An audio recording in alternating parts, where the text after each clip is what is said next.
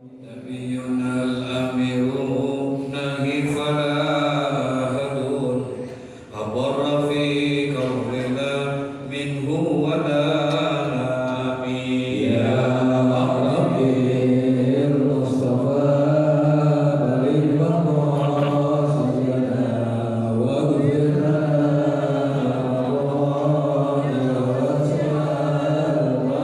هو الحبيب الذي ترجى شفاعته لكل حول من الأحوال المقتحم يا ربي بالمصطفى بلغ مقاصدنا واغفر لنا ما مضى يا واسع الغفران يا ربي بالمصطفى بلغ مقاصدنا واغفر لنا ما مضى يا واسع الكرم يا ربي المصطفى بلغ مقاصدنا واغفر لنا ما مضى يا واسع الكرم.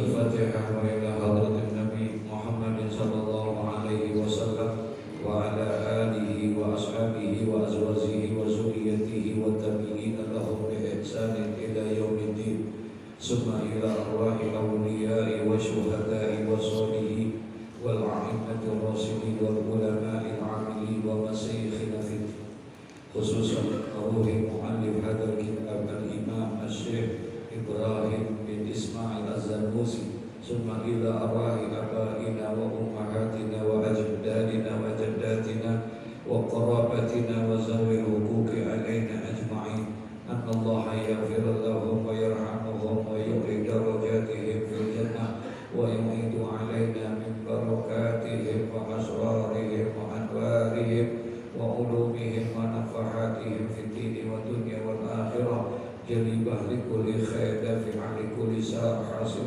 لكل مقصود مانعا لكل البلاء وإلى حضرة النبي المصطفى محمد صلى الله عليه وسلم من سر الفاتحة. أعوذ بالله من الشيطان الرجيم بسم الله الرحمن الرحيم الحمد لله رب العالمين الرحمن الرحيم مالك يوم الدين إياك نعبد وإياك نستعين اهدنا الصراط المستقيم صراط الذين أنعمت عليهم غير المغضوب عليهم ولا الضالين. Bismillahirrahmanirrahim.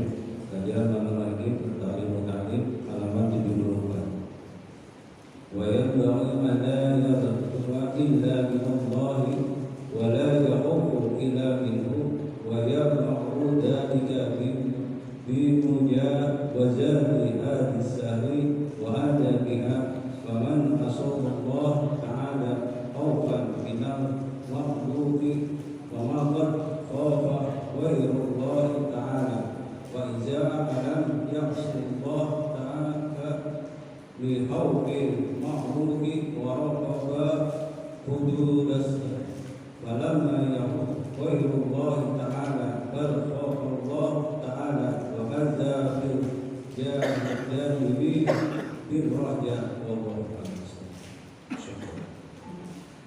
Bismillahirrahmanirrahim. Alhamdulillahi rabbil alamin wassalatu wassalamu ala asyrafil anbiya'i wal mursalin sayyidina wa habibina wa safiina wa maulana Muhammadin wa ala alihi wa sahbihi ajma'in. Amma ba'du, qala Allah ta'ala fi kitabihil karim wa asdaqul qailin Rabbi shrah li sadri wa yassir li amri wa hlul 'uqdatam min lisani yafqahu qawli.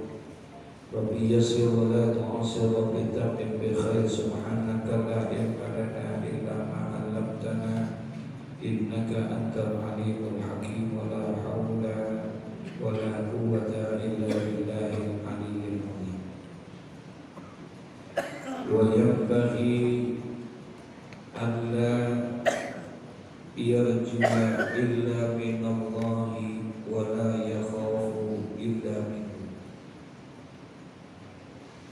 wa yajharu zalika bimujawazati haddi syar'i wa adamiha. Faman asallaha ta'ala khawfan minal mahluki faqad khafa ghayrallahi ta'ala. Fa iza lam ya'sillah ta'ala li khawfi al-mahluki wa raqaba hudud as-sa'i falam yakhaf ghayrallahi ta'ala bal khafa Allah ta'ala wa kadha fi janibir raja. Wa yang bagi dan seyogyanya, yakni sepantas dan selayaknya bagi kita semua, terutama bagi orang yang menuntut ilmu. Dan seyogyanya bagi orang yang menuntut ilmu itu, Allah yarjua illa minallah, tidaklah dia berharap kecuali hanya kepada Allah. Wala yakhafu illa minhu, dan juga tidaklah dia takut kecuali hanya kepada Allah.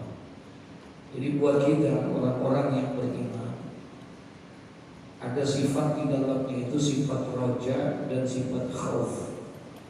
Roja itu berharap, khauf itu takut. Jadi mesti ada di dalam diri kita orang yang beriman, dua sifat itu ada roja, ada berharap kita bermudahan dengan amal yang sudah kita lakukan ini diterima amal ibadahnya, kemudian dijadikan sebagai bekal sehingga masuk kita ke dalam surga. Itu harapan kita supaya Allah masukkan kita ke dalam surga.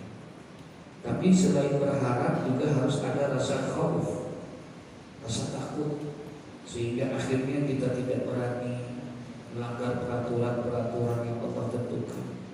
Kita tidak berani perintah Allah kita tidak berani kita. Kenapa? Karena ketika kita melanggar peraturan Allah, kita akan mendapatkan dosa dan nanti akan mendapatkan azab nanti yaumul qiyamah. Harus ada rasa takut, terutama bagi orang yang menuntut ilmu. Bagi kita orang-orang yang menuntut ilmu, diarahkan kita di dalam kitab ini, dalam kitab Ta'lim Muta'allim ini, bagi orang yang menuntut ilmu itu sepantasnya, seyogyanya, selayaknya harus menanamkan rasa takut kepada Allah. Supaya apa? Supaya ilmu yang dia dapatkan nanti tidak diselewengkan, tidak dikhianati. Gitu. Nah, dulu pernah disampaikan betapa ada seseorang yang ingin belajar dan menuntut ilmu dia, kemudian dia datang kepada seorang nabi, kemudian dinasehatilah anak muda itu.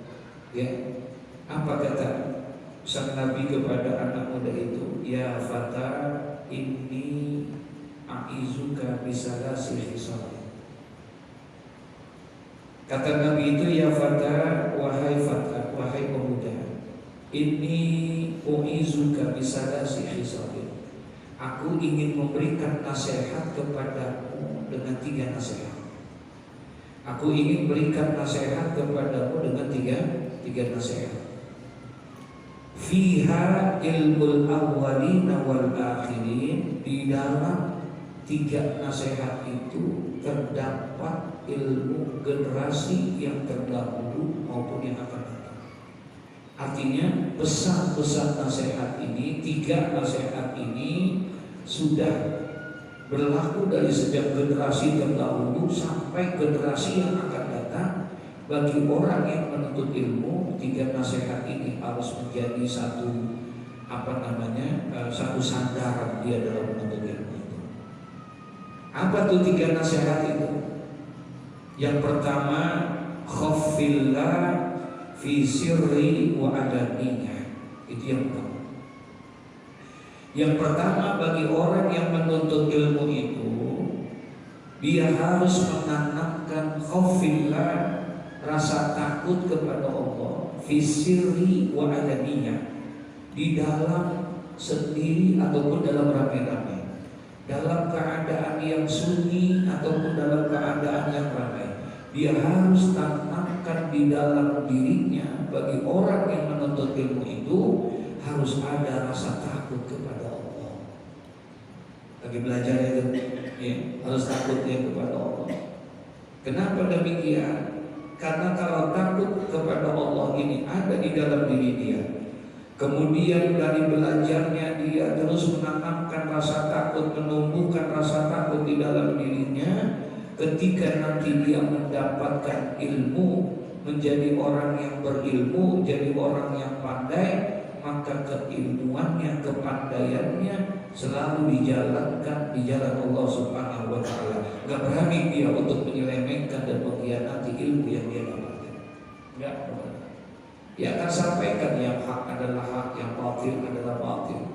Walaupun penyampaiannya itu banyak tantangan dan banyak ujiannya, ya, kulil haqqa walau kana murran, dia tetap sampaikan itu kebenaran walaupun banyak ujiannya, banyak cobaannya. Apalagi zaman sekarang menyampaikan kebenaran itu sesuatu yang beresiko sekarang ini, ya, jujur salah, ya.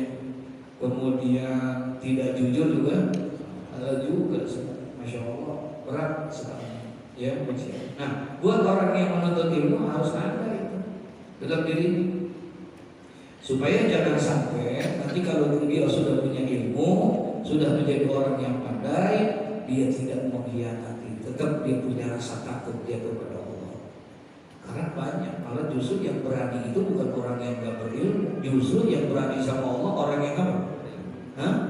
Orang yang berilmu, betul ya? Kalau orang yang gak berilmu berani sama Allah, pantas ya? Ini orang yang berilmu, masya Allah, luar biasa. Ya. Kenapa kok bisa begitu? Karena dari awalnya tidak menanamkan di dalam dirinya punya rasa apa? Takut kepada Allah. Apa aku jamin? Ini rasa takut kepada Allah ini kunci. Kalau ada rasa takut di dalam diri manusia, insya Allah dia akan menjadi manusia bukan hanya sempurna, tapi menjadi manusia yang paripurna. Kalau ada rasa apa? Takut. Siapapun dia, apapun status sosialnya dia, apapun pekerjaannya dia, apapun itu, kalau ada rasa takut di dalam dirinya kepada Allah, maka dia akan jadi orang yang luar biasa. Pedagang misalnya, kalau ada seorang pedagang yang punya rasa takut kepada Allah, saya yakin dia tidak akan berani berdagang curang. Betul ya? Kenapa? Takut Allah. Gak akan berani dia mempermainkan timbangan, gak akan berani dia memainkan apa literan dan lain sebagainya. Kalau sekarang ada nggak pedagang yang mainin timbangan? Hah? Masya Allah. Dia akan jadi pedagang yang baik. Kapan? Kalau seandainya dia punya rasa takut kepada Allah. Dia jadi seorang guru misalnya, dia akan berani. Kalau dia punya rasa takut kepada Allah, dia akan benar-benar menjadi seorang guru. Bukan hanya sekedar mengajar, tapi mendidik. Karena ini hanya sekedar, banyak orang hanya sekedar apa? Ngajar aja udah, selesai tugas ngajar ya selesai sudah. Beda. Guru itu kan konon katanya digugu dan dia, digugu dan itu. Iya. Karena ini hanya tugas sebatas ngajar ya selesainya. Yang penting gue selesai tugasnya aja. Tapi peran serta dia untuk memberikan pendidikan, pembenahan karakter daripada muridnya nggak ada. Lepas dia tanggung jawab. Untuk yang kayak begitu, masya Allah, beda sama guru-guru terdahulu. Masya Allah, keikhlasannya beda. Kenapa? Karena kurang ada rasa takut di dalam diri. Seorang ustaz, orang kiai, maaf ucap itu, kalau dia punya rasa takut sama Allah, insya Allah dia nggak akan berani menjual-jual ayat. Yang halal jadi haram, yang haram jadi halal. Ya tergantung bagaimana pesanan aja itu. Nauzubillah, subhanallah, dari siapapun dia. Seorang suami kalau punya rasa takut dia kepada Allah, dia nggak akan berani zalim sama istri dan anak-anaknya. Kenapa? Ada rasa takut kepada Allah. Seorang istri nggak berani berbuat khianat, dia menyalahi dan menyelewengi suaminya. Nggak akan berani. Kenapa? Ada rasa takut di dalam dirinya kepada Allah. Anak nggak akan berani durhaka sama orang tua kalau dia takut sama Allah. Nah itu pentingnya punya rasa takut kepada Allah. Nah, bagi orang yang menuntut ilmu itu, Nabi itu pesan kepada anak muda tersebut. Apa katanya? Ya fata ini wa'izuka bisalafi khisali. Wahai anak muda, aku ingin memberikan wasiat kepadamu. Aku ingin memberikan nasihat, mau'izah kepadamu dengan 3 nasihat. Yang pertama, sebelum engkau melangkah menuntut ilmu, sebelum engkau jauh belajar menuntut ilmu, maka tanamkanlah di dalam dirimu khaufillah fi sirri wa alaniyah. Tanamkan di dalam dirimu rasa takut kepada Allah, baik dalam keadaan sendiri ataupun dalam keadaan beramai-ramai, baik di dalam keadaan yang sunyi maupun dalam keadaan yang terang benderang. Sekalipun di mana saja kamu berada, tanamkan rasa apa? Takut kepada Allah. Itu yang pertama dinasihatin, subhanallah. Yang kedua, katanya kalau kamu pengen menuntut ilmu, tanamkan di dalam diri kamu itu apa? Amsik lisan anil khalqi la tazkurhum illa bi khairin. Amsik lisan anil khalqi, jaga lisan. Hei orang yang menuntut ilmu, jaga lisan, jaga mulutmu daripada makhluk kepada orang-orang lain. Jangan sampai engkau menyampaikan ini mulut kamu. Ya, orang yang menuntut ilmu itu harus mampu dia banyak menjaga lisannya. Sekarang ini banyak Pak, orang-orang yang ilmunya banyak, pintar dia, bahkan doktor, MA dan lain sebagainya, tapi ternyata mulutnya kotor. Gitu. Fitnah kiri sana itu depan lalu, masya Allah. Bukan orang-orang yang bodoh yang seperti itu. Gitu. Malah sekarang pekerjaan yang begitu jadi pekerjaan, ngomongin orang jadi pekerjaan sekarang. Bayarannya mahal itu. Ya. Apa namanya? Hah? Masya Allah. Iya, orang katanya sampai 90 miliar untuk membiayai mereka dalam 1 tahun. 90 miliar, pernah dilihat 90 miliar belum? Hah? Belum ya? Sama. Masya Allah, bayangin coba betapa ditunjang itu kejahatan itu, dirasa orang untuk begitu, sehingga akhirnya tidak terkontrol omongannya.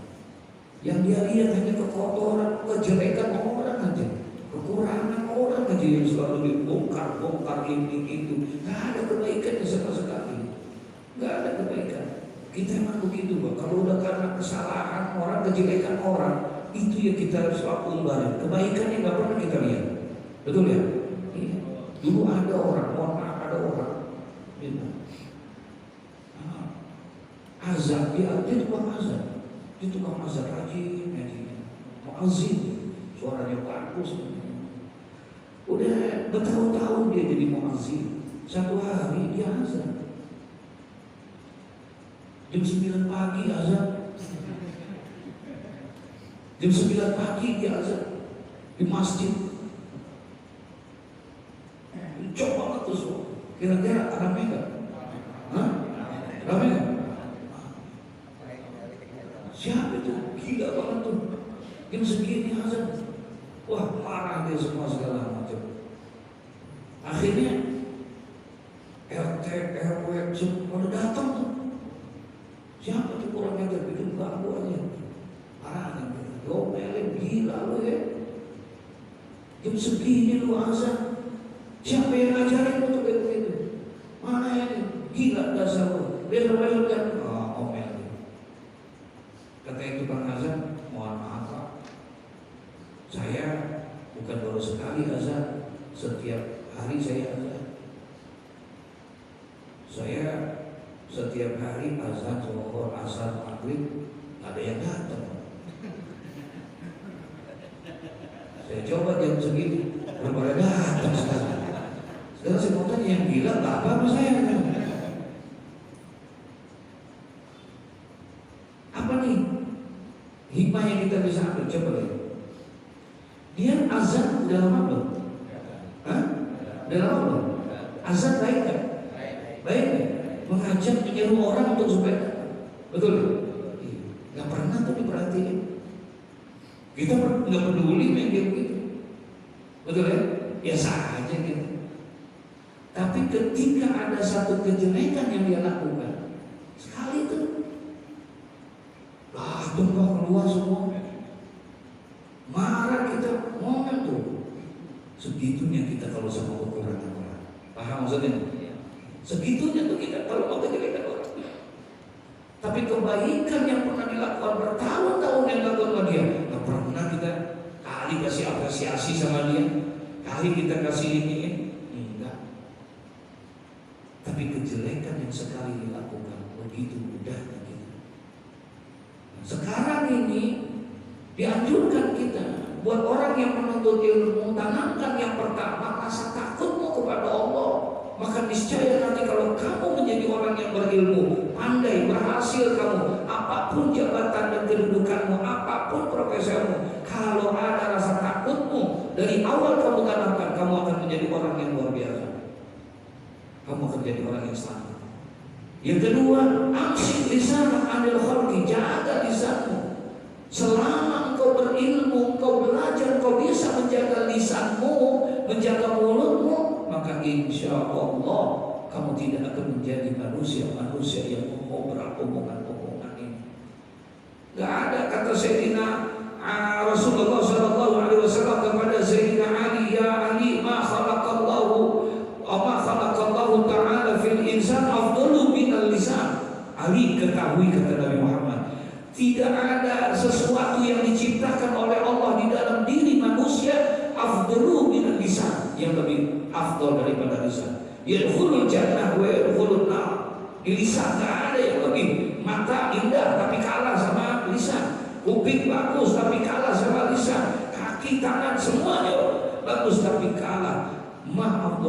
Afdalu minal lisan. Gak ada yang lebih afdal daripada lisan. Kenapa? Lisan bisa memasukkan orang ke dalam surga, tapi lisan juga bisa menjerumuskan orang ke dalam apa? Neraka. Nih lisan. Oleh karena itu jaga lisan. Rasulullah selalu pesan kata Nabi Muhammad. Apa kata Nabi Muhammad kepada orang-orang? Man kana yu'minu billahi wal yawmil akhir falyaqul khairan aw liyasmut. Barang siapa yang beriman kepada Allah, beriman kepada hari akhir, maka hendaklah dia berbicara yang apa? Yang baik-baik saja, atau lebih baik. Jangan kita ngomongin, jangan kita ghibah, jangan kita menceritakan orang lain. Masya Allah.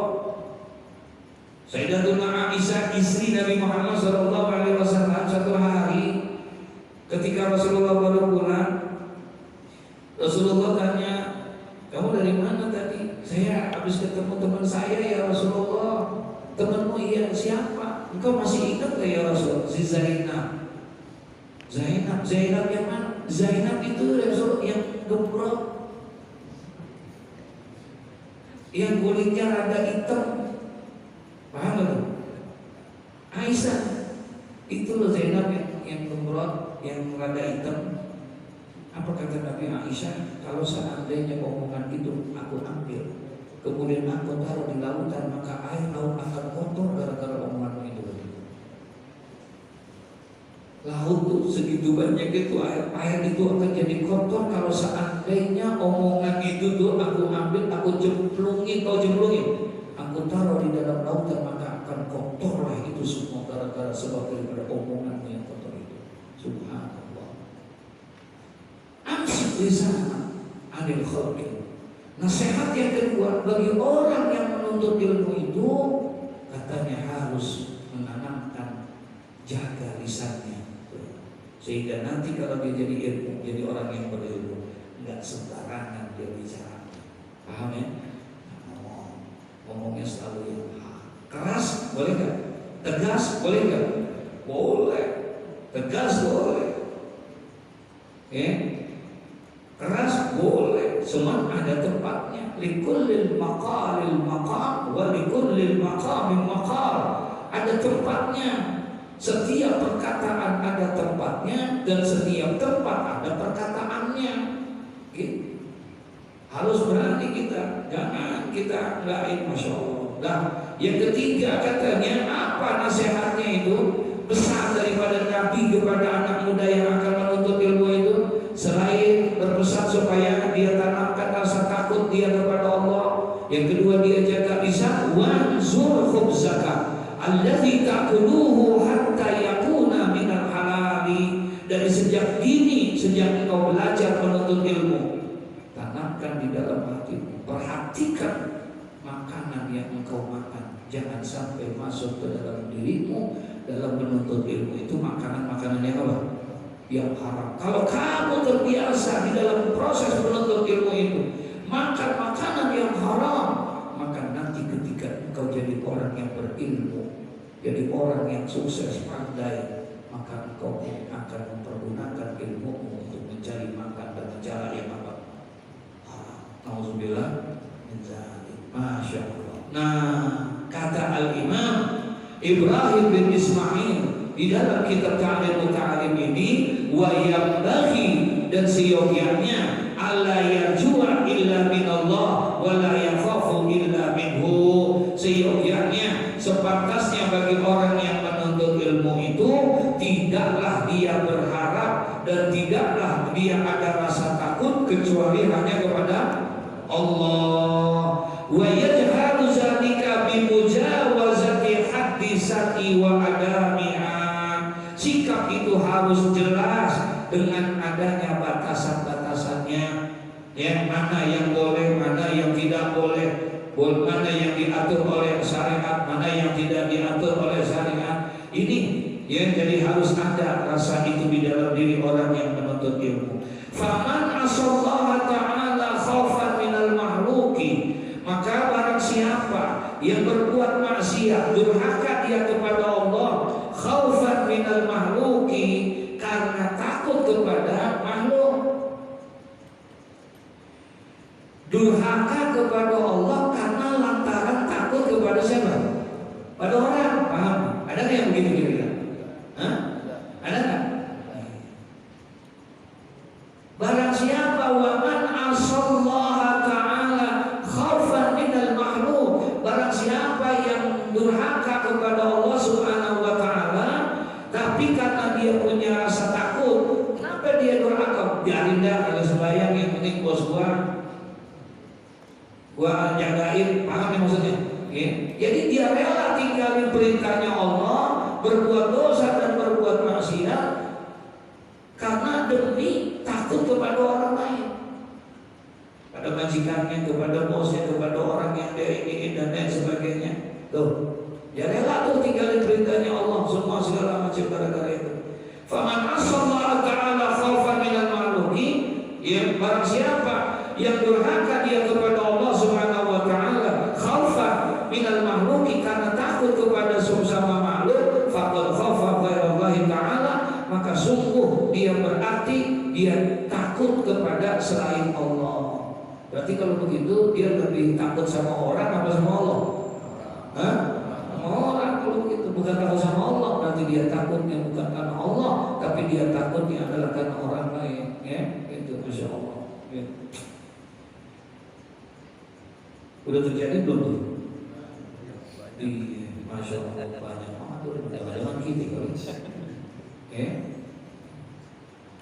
Fa'iza lam ya'sillahi ta'ala li khawfil makhluk wa raqaba hudud syar'i falam yakhaf ghairallahi ta'ala. Tapi ada lagi katanya, bila ia tidak durhaka, dia tidak durhaka kepada Allah, enggak, dia enggak durhaka kepada Allah, enggak, dia enggak melakukan perbuatan maksiat, enggak.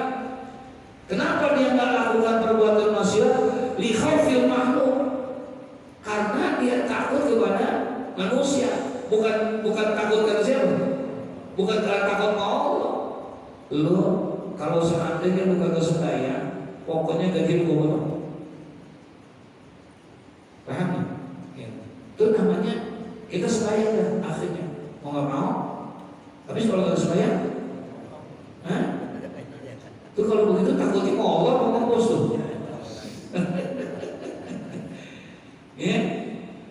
Nah, kalau yang tadi, barang siapa yang durhaka sama Allah, tapi kenapa dia durhaka sama Allah? Karena dia takut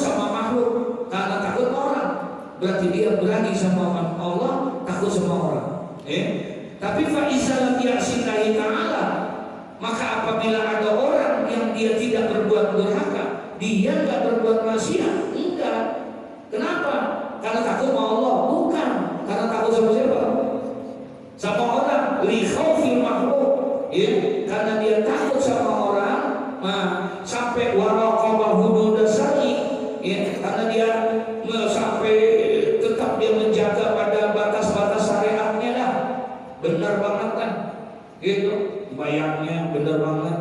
Ininya benar. Dia kerja itu ibadahnya, dia nggak langgar tuh peraturan Allah. Sebab karena takutnya bukan karena Allah, takut karena siapa? Iya, karena aturan. Ada aturan dari bos, ada aturan dari karyawan, ada aturan ini itu semua segala macam. Ditakut kayak begitu. Akhirnya, nah kalau ada orang yang seperti falam yakhaf ghairallahi ta'ala bal khafallahu ta'ala, maka dia belum dianggap takut kepada selain Allah, tapi dia masih dianggap juga takut kepada Allah. Itu masih dianggap orang yang kayak begitu tuh masih ada rada-rada takut. Disebut takut Allahnya gede apa kecil? Iya, kecil. Gede takut siapa? Bosnya kayak begitu. Ya Rabbana, ya itu keadaan wayang bagi wa kazafi janabi raja'. Nah itulah yang ada dalam kita tuh ya begitu. Nah, buat orang yang menuntut ilmu jangan, mesti ditanam di dalam dirinya ada sikap daripada rasa takut dia kepada Allah Subhanahu wa taala. Wa yanbaghi li talibil ilmi ay ya'udda wa yuqaddiru li nafsihi taqdiran fi tikrari katanya. Masyaallah. Fa innahu la yastaqiru qalbuhu hatta yablugha dzalikal mablagha. Ya Rabb. Wa yanbaghi li talibil ilmi, dan seyogyanya bagi orang yang menuntut ilmu, sepantasnya bagi orang yang menuntut ilmu, ayya'udda wa yuqaddira bi nafsihi, bahwasanya dia bisa ya'udda wa yuqaddira nafsihi, membuat jadwal khusus untuk belajar sendiri dia. Dia punya aturan sendiri tuh, atur waktu selain daripada belajar sama gurunya, ya, dia bikin jadwal khusus buat ngapalnya kapan nih, ininya kapan nih, ya, kemudian mutolaahnya kapan nih, gitu. Harus ada waktu yang mesti ditetapkan tuh, tikrari di dalam mengulang-ulangnya kapan nih kita, gitu. Ngaji terus kita ngulang-ulangnya di rumah kapan? Apa pagi habis bayang subuh, apa habis bayang asar, gitu. Atau ada nggak yang begitu? Apa jiro kali ya? Habis ngaji taruh, ntar ambil lagi tuh kitab kapan? Pas mau ya Allah, banyak banget yang bisa orang-orang sana tapi bukan orang sini. Ya astagfirullahaladzim. Wa yanbaghi li talibil ilmi ayyahudda wa yuqaddira li nafsihi, dan sepantasnya bagi orang yang menuntut ilmu itu bahwasanya dia punya jadwal khusus buat dia untuk mengulang-ulang takdiran fi tikrari, ya, untuk mengulang-ulang daripada belajarnya itu. Ya, fa innahu la yastaqiru qalbuhu hatta yablugha dzalikal mablagh, ya. Nah, sebab belajar itu dengan seperti itu dapat cepat membawa kesuksesan, bisa membekas di dalam hati dengan cara dia tikrari, dengan mengulang-ulang di dalam mempelajarinya dengan kesungguhannya, maka itu langkah untuk bisa mendapatkannya itu, ya. Cari bis ngaji nih sambil ngopi ke sambil merokok dan berlatih lagi gitu. Tapi ini makan, masya Allah, kehadusan binikah gitu ya. Ya begitu lah emang. Ya emang mesti begitu. Ngulang-ngulangi gitu ya. Pulang di rumah sambil mungkin gak bisa tidur, lihat sambil melihat itu ikan, lihat dia tuh bacaan yang tadi, sampai merokok, enak, bisa malah kadang-kadang bisa 1 jam, 2 jam gitu. Ini pulang taruh kita lempar lagi kita dilempar lagi itu kitabnya. Astagfirullahaladzim, la haula wala quwwata illa billah. Jangan gitu.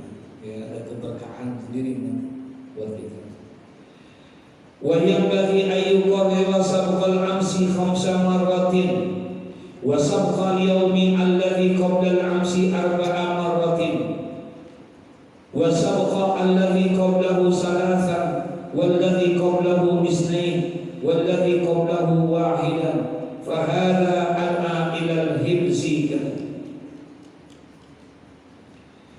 wa yanbaghi, dan sepantasnya bagi orang yang menuntut ilmu itu ayu qarira sabqal amsi 5 marratin, agar dia mempelajari ulang pelajarannya yang kemarin itu 5 marratin sampai 5 kali ya, suruh ulanginya sampai 5 kali. Wa sabaqal yaumi alladzi qabla al-amsi 4 marratin. Kalau dia belajar tiap hari, sekarang yang ini 5 kali baca. Sebelum 5 kali ini yang kemarin tuh baca lagi 4 kali. Paham Pak maksudnya? Berarti ada berapa? Yang kemarin 4, yang ini 5. Berarti 9. Udah betul 9 udah. Sama dia diulang. Jadi yang kemarin tetap enggak dilupain, tetap diapain? Tetap diajar. Wasaqqa alladzi qablahu 3, ya. Dan juga begitu, dan yang pelajaran sebelumnya 3 kali. Kemudian walladzi qablahu 2, kemudian yang sebelumnya lagi 2 kali. Walladzi qablahu 1, yang sebelumnya lagi 1. Fa hadza ada ilal hifzi. Cara seperti ini adalah cara yang terbaik untuk bisa dapat menghafalnya. Gitu. Hari 1, besok hafalin yang kedua, yang itu jangan dilipain. Besok hari yang ketiga, yang pertama 1, yang ini kedua, yang ini ketiga. Begitu akhirnya lama-lama. Dulu kalau lagi di pesantren, kalau di pesantren tuh kita kayak bikin ini ya, kalender Cina tuh kalau yang di apa namanya, disobek-sobek tuh. Itu saya pada 1 hadis. Di lembaran pertama 1 hadis, yang kedua 2 hadis, yang ketiga 3 hadis. Jadi sobek 1, kita sobek 2, kita sobek 3. Paham kan? Gitu. Kita sobek, apa itu kaidah nahunya, ilmiahnya, kayak gitu. Jadi kita bikinin lembaran-lembaran kayak kalender itu, kayak kalender Cina yang bisa kita sobek-sobek gitu. Supaya gampang menghafalnya,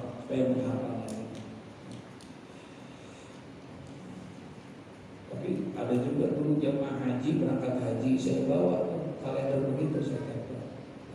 Taruh ini maksudnya biar ada kegiatan hari ini. Sobek hari ini selesai, hari ini selesai. Tahu-tahu jamaah haji sobek sekali 5 disobek. Sobekannya tuh kayak 5 tanggalan. Saya bilang, kenapa itu sampai 5? Biar cepat pulang Ustaz. Begitu katanya. Astagfirullahaladzim. Jadi disobek balik dia cepat pulang katanya. Nah, jadi bikin jadwal sendiri kita. Jadi emang kita yang mesti melaksanakan reaksi untuk belajar bagaimana caranya ya kita. Ini hanya menuntut, buat orang yang menuntut ilmu. Setelah kamu tanamkan rasa takut kepada Allah, kamu ada rasa harapan kepada Allah untuk belajar menjadi murid yang baik, mendapat ilmu yang berkah. Nah kemudian kamu susun pola belajarmu sendiri. Bagaimana cara pola belajarmu? Ya ulang-ulang tuh pelajaran-pelajaran yang kemarin. Yang sebagai apa? Sebagai bentuk untuk bisa menyampaikan daripada apa yang sudah ini kan. Wa yanbaghi alla ya'tada al-mukhafata fi tikrarin bi anna darsa yanbaghi ay yakuna bi quwwatin wa nasatin. Ya wa la yadhharu jahra wa la yuzhida nafsahu kaila yang qati'u an tikrari fa khairul umuri awsatuha. Nah, jadi katanya ya seyogianya bahwasanya jangan membiasakan belajar dengan suara yang terlalu mukhafatu fi tarli itu, dengan suara yang pelan katanya. Kalau bisa suaranya kalau lagi ngapal itu diangkat ya, jangan pelan. Ayyakuna bi quwwatin wa nasratin, ya karena itu lebih baik dilakukannya itu. Wala yajhar jahran wala yudhida nafsahu kailan yang qati'u an tikrari. Jadi ada semangat di dalam itunya, tapi juga jangan terlalu keras gitu. Ya, jangan terlalu pelan tapi juga jangan terlalu qadari fa khairul umuri awsatuha, ya, yang ambil yang tengah-tengahnya deh, jangan terlalu keras juga, jangan pelan juga, jangan. Hukiya anna Aba Yusufa, ya, kana yuzakirul fiqhi ma'al fuqaha bi quwwatin wa nasatin wa kana sihruhu yata'ajjabu fi amrihi. Nah, katanya dikisahkan tuh Syekh Abu Yusuf suatu ketika dia berdiskusi ilmu, bertukar pandangan dengan masalah fikih bersama ulama-ulama fikih itu dengan suara yang keras, yang tegas, ya, sehingga bisa membantu dia untuk mengingatnya itu. Wa kana sihruhu yata'ajjabu fi amrihi, sehingga sampai anaknya itu merasa kagum dia melihat daripada apa yang dilakukan oleh ayahnya itu, mertuanya itu. Ana a'lamu annahu ja'ibun mudh khamsati ayyam, ya, wa ma'a zalika annahu yunadhiru ma'a quwwati wa nasati. Aku tahu persis bahwa Syekh Abu Yusuf itu sudah 5 hari katanya anaknya ini ja'ibun, dia dalam keadaan lapar tidak makan sudah 5 hari. Wa ma'a zalika annahu yunadhiru ma'a quwwati wa nasati, ya, tapi tentunya sangat dalam 5 hari gak makan, lapar gak? Iya, berarti lapar. Tapi sekalipun demikian, wa ma'adzalika annahu yunazilu ma'a quwwati wa nasati, tapi saya lihat dia begitu tetap semangat di dalam masalah berdiskusi ilmu fikih dan berdebat seperti itu lebih semangat dia. Walaupun padahal perutnya apa? Artinya apa? Dengan suara yang diangkat begitu akan tampak lebih mudah. Makanya zikir kita dalam sembahyang itu imam jangan pelan-pelan, supaya apa? Supaya kedengaran sampai yang belakang zikirnya. Ada orang yang hafal karena biasa, padahal dia nggak belajar hafalin, sebab karena selalu ngikutin, akhirnya jadi apa? Jadi apa? Ada nggak begitu? Iya, nah itu dituntun namanya. Dituntun baca zikirnya.